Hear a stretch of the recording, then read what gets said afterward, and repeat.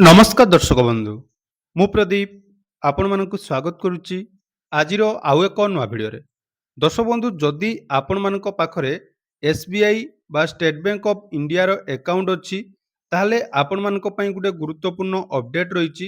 ବର୍ତ୍ତମାନ ଯଦି ଆପଣମାନେ ମେ ମାସରେ ନିଜର ବ୍ୟାଙ୍କର ଯେଉଁ ଡିଟେଲ୍ସ ବା ବ୍ୟାଙ୍କର ଯଦି ମିନି ଷ୍ଟେଟମେଣ୍ଟ ଚେକ୍ କରୁଛନ୍ତି, ତାହେଲେ ବହୁ ଜଣଙ୍କ ଆକାଉଣ୍ଟରୁ ଯାହାକି ବର୍ତ୍ତମାନ 436 ଟଙ୍କା ଏବଂ ଆଉ ଗୋଟେ ଆପଣମାନଙ୍କର 20 ଟଙ୍କା ଯୋଉଟାକି ଅଟୋ ଡେବିଟ୍ ହେଇଛି।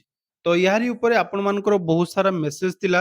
ବହୁ ଜଣ ମଧ୍ୟ କମେଣ୍ଟ କରୁଥିଲେ ଯେ ଆମର ଯେଉଁ 436 ଟଙ୍କା ଏବଂ 20 ଟଙ୍କା କଟିଛି ସେଟା କ'ଣ ପାଇଁ କଟିଛି ଏବଂ ଆପଣମାନଙ୍କର ଯଦି ବର୍ତ୍ତମାନ SBIରେ ଆକାଉଣ୍ଟ ଅଛି ତାହେଲେ କେମିତି ଆପଣମାନେ ନିଜର ବ୍ୟାଙ୍କର ଏଇ 436 ବା 20 ଟଙ୍କା କଟୁଛି କି ନାହିଁ ଦେଖିବା ପାଇଁ ଚାହୁଁଛନ୍ତି।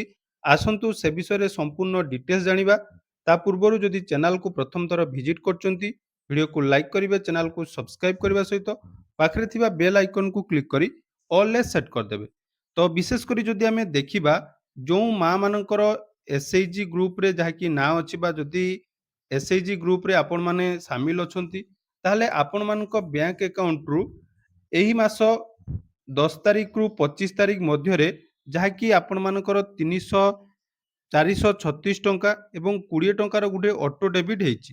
ତ ଏହାର କାରଣ କ'ଣ ରହିଛି ଆସନ୍ତୁ ଜାଣିବା। ଦେଖନ୍ତୁ, ଆପଣମାନେ ସମସ୍ତେ ଜାଣିଥିବେ ବର୍ତ୍ତମାନ ସରକାରଙ୍କ ତରଫରୁ PMSBY ବା ପ୍ରଧାନମନ୍ତ୍ରୀ ସୁରକ୍ଷା ବୀମା ଯୋଜନା ଅଧୀନରେ ଆପଣମାନଙ୍କର 2ଟି ପଲିସି ଯାହାକି କମ୍ପଲସରି କରାଯାଇଛି। ବିଶେଷ କରି ଆମର SHG ମାଆମାନଙ୍କ ପାଇଁ ଆପଣମାନେ ଜାଣିଥିବେ ଆପଣମାନଙ୍କର ଯେଉଁ MBK ବା CRP ମ୍ୟାଡ଼ାମ ଅଛନ୍ତି ସେ ଆପଣମାନଙ୍କୁ କହିଥିବେ ବା ଆପଣମାନଙ୍କର ଡକୁମେଣ୍ଟ ନେଇ ଆପଣମାନଙ୍କୁ ଗୋଟେ ଇନ୍ସୁରାନ୍ସ କରେଇଦେବା ପାଇଁ ଯାହାକି ବ୍ୟାଙ୍କ ତରଫରୁ ଆପଣମାନଙ୍କୁ କୁହାଯାଇଛି। ତେଣୁ ସେଥିରେ ଆପଣମାନଙ୍କର 436 ଟଙ୍କା ଏବଂ 20 ଟଙ୍କାର ଗୋଟେ ଅଟୋ ଡେବିଟ୍ ହେଉଛି। ଦେଖନ୍ତୁ 436 ଟଙ୍କା କୋଉମାନଙ୍କର ଅଟୋ ଡେବିଟ୍ ହେଇଛି ନା ଯଦି ଆପଣମାନେ PMJJBY ଅର୍ଥାତ୍ ପ୍ରଧାନମନ୍ତ୍ରୀ ଜୀବନ ଜ୍ୟୋତି ବୀମା ଯୋଜନାରେ ନିଜକୁ ସାମିଲ କରିଛନ୍ତି ବା ଆପଣମାନଙ୍କ ବ୍ୟାଙ୍କରେ ଆକାଉଣ୍ଟରେ ଆକ୍ଟିଭ୍ କରିଦେଇଛନ୍ତି, ତାହେଲେ ଏଥିରେ ବର୍ଷକୁ ଯେଉଁ 436 ଟଙ୍କା ଆପଣମାନଙ୍କର ଅଟୋ ଡେବିଟ୍ ମେ ମାସରେ ସାଧାରଣତଃ ହେଇଥାଏ ଏବଂ ବର୍ତ୍ତମାନ ମେ ମାସରେ ବହୁ ଜଣଙ୍କର ଆକାଉଣ୍ଟରୁ ଏହି ଟଙ୍କା କଟିଛି। ତ ଏଇ ଯେଉଁ PMJJBY ବିଷୟରେ ଯଦି ଆପଣମାନେ ଜାଣିନାହାନ୍ତି ତାହେଲେ ମନେ ରଖନ୍ତୁ PMJJBY ହେଉଛି ସରକାରଙ୍କ ତରଫରୁ ଆପଣମାନଙ୍କର ଗୋଟେ ସୁରକ୍ଷା ବୀମା ଯୋଜନା। ଯଦି ଜଣେ ଇନ୍ସୁରାନ୍ସକାରୀ ବା ଯଦି ଆପଣମାନଙ୍କର ଯେଉଁମାନେ ବୀମା କରୁଛନ୍ତି ତାଙ୍କର ଯଦି କୌଣସି କାରଣରୁ ମୃତ୍ୟୁ ଘଟେ ତାହେଲେ ତାଙ୍କୁ 2 ଲକ୍ଷ ଟଙ୍କାର ଯୋଉଟାକି ବେନିଫିଟ୍ ବା 2 ଲକ୍ଷ ଟଙ୍କାର ଇନ୍ସୁରାନ୍ସ ସରକାରଙ୍କ ତରଫରୁ ପ୍ରଦାନ କରାଯିବ। ଏହା ସହିତ PMSBY ବା ପ୍ରଧାନମନ୍ତ୍ରୀ ସୁରକ୍ଷା ବୀମା ଯୋଜନାରେ ବର୍ଷକୁ ଆପଣମାନଙ୍କର 20 ଟଙ୍କା ଯାହାକି ଅଟୋ ଡେବିଟ୍ ହେଇଥାଏ। ଏଥିରେ କେବଳ ଆକ୍ସିଡେଣ୍ଟାଲ ଡେଥ୍ ହେଲେ ଆପଣମାନଙ୍କ ଆକାଉଣ୍ଟରୁ 2 ଲକ୍ଷ ଟଙ୍କା ଯାହାକି ମିଳିଥାଏ ଯେଉଁମାନେ ନମିନି ଥାନ୍ତି। ତେଣୁ ଯଦି ଆପଣମାନେ ଆକାଉଣ୍ଟରେ ଏହି ଟଙ୍କା କଟିଛି କି ନାହିଁ, ବହୁ ଜଣଙ୍କ ଆକାଉଣ୍ଟରୁ ଯାହାକି ବର୍ତ୍ତମାନ 436 ଏବଂ 20 ଟଙ୍କା କଟିଛି ଏବଂ ବହୁ ଜଣଙ୍କର ମେସେଜ ମଧ୍ୟ ଆସିଥିବ ଯେ ଆପଣମାନଙ୍କ ରିନ୍ୟୁଆଲ ପାଇଁ। କାରଣ ଦେଖନ୍ତୁ ଏମିତି ମଧ୍ୟ ହ୍ୱାଟ୍ସଆପ୍ରେ ଯାହାକି ଦେଖନ୍ତୁ ଏଠି ମେସେଜ ଆସିଛି ଯୋଉଟାକି ଆପଣମାନଙ୍କର PMJJBY ପଲିସି ପ୍ରତିବର୍ଷ ଜୁନରେ ଅଟୋମେଟିକାଲି ରିନ୍ୟୁଆଲ ହୋଇଥାଏ। 2026 ପାଇଁ 436 ଟଙ୍କାର ପ୍ରିମିୟମ ମେ 2026ରେ ଆପଣମାନଙ୍କ ବ୍ୟାଙ୍କ ଆକାଉଣ୍ଟରୁ କଟିଯିବ।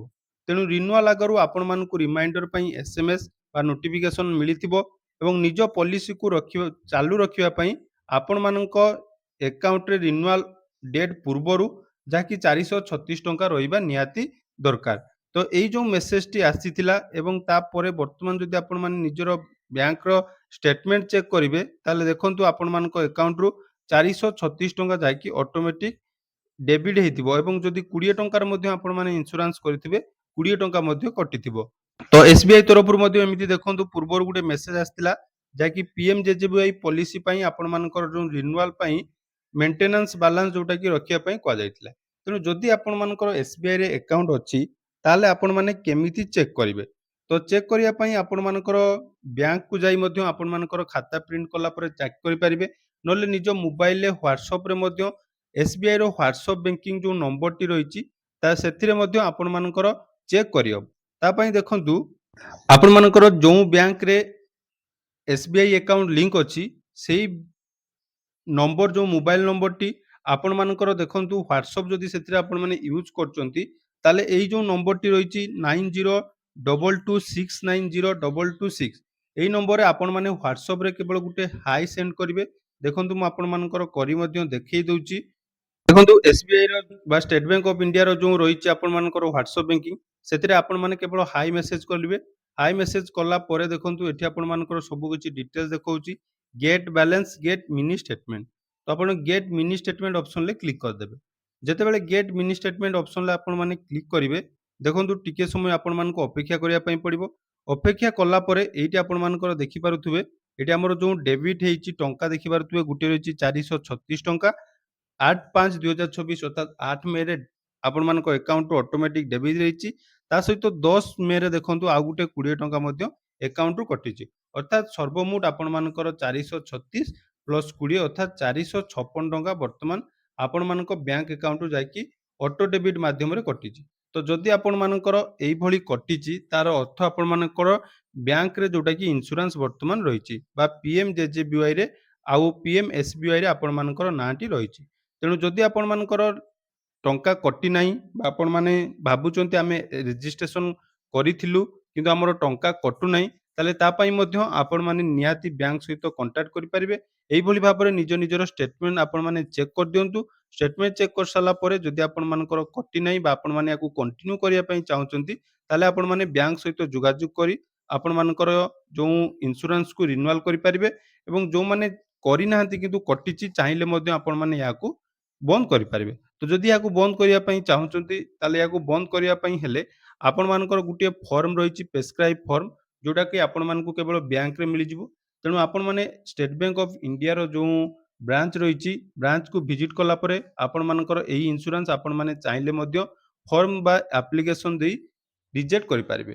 କିନ୍ତୁ ମୋର ପର୍ସନାଲ ସଜେସନ ରହିବ, ଦେଖନ୍ତୁ ବର୍ଷକୁ ଆପଣମାନଙ୍କର 436 ଟଙ୍କା, ଦିନ ହିସାବରେ ଯଦି ଆମେ ଦେଖିବା ପାଖାପାଖି £1.50 ଏଇଭଳି ଭାବରେ ଆସୁଛି।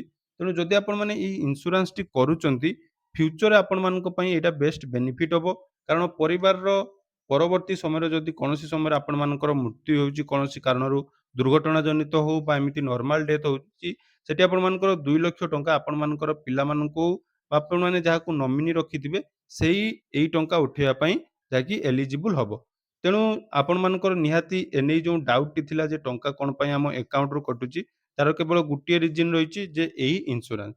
ଏହା ସହିତ ଅନ୍ୟାନ୍ୟ ବ୍ୟାଙ୍କରେ ଯଦି ଆପଣମାନଙ୍କର ଆକାଉଣ୍ଟ ରହିଛି, ସବୁ ବ୍ୟାଙ୍କରେ ମଧ୍ୟ ଏଇ ମେ ମାସରେ ଆପଣମାନଙ୍କ ଆକାଉଣ୍ଟରୁ ଟଙ୍କା କଟେ। ତ ଆପଣମାନେ ମଧ୍ୟ ଅଲଗା ବ୍ୟାଙ୍କର ଏସ୍‌ଏମ୍‌ଏସ୍ ବ୍ୟାଙ୍କିଙ୍ଗ ବା ଆପଣମାନଙ୍କର ହ୍ୱାଟ୍ସଆପ୍ ବ୍ୟାଙ୍କିଙ୍ଗର ସାହାଯ୍ୟ ନେଇ ନିଜ ନିଜର ଡିଟେଲ୍ସ ଚେକ୍ କରିପାରିବେ। ତ ଯଦି ଅନ୍ୟ ବ୍ୟାଙ୍କରେ ଆପଣମାନଙ୍କର ବାଲାନ୍ସ ଚେକ୍ କରିବା ପାଇଁ ଚାହୁଁଛନ୍ତି ବା ଷ୍ଟେଟମେଣ୍ଟ ଚେକ୍ କରିବା ପାଇଁ ଚାହୁଁଛନ୍ତି, ଡେସ୍କ୍ରିପସନରେ ମୁଁ ଲିଙ୍କ ଦେଇଦେବି। ସେ ଭିଡିଓ ଦେଖି ଆପଣମାନେ ଅନ୍ୟାନ୍ୟ ବ୍ୟାଙ୍କରେ ମଧ୍ୟ ହ୍ୱାଟ୍ସଆପ୍ ବ୍ୟାଙ୍କିଙ୍ଗ ମାଧ୍ୟମରେ ନିଜର ବ୍ୟାଙ୍କର ଷ୍ଟେଟମେଣ୍ଟ ଚେକ୍ କରିପାରିବେ। ଧନ୍ୟବାଦ।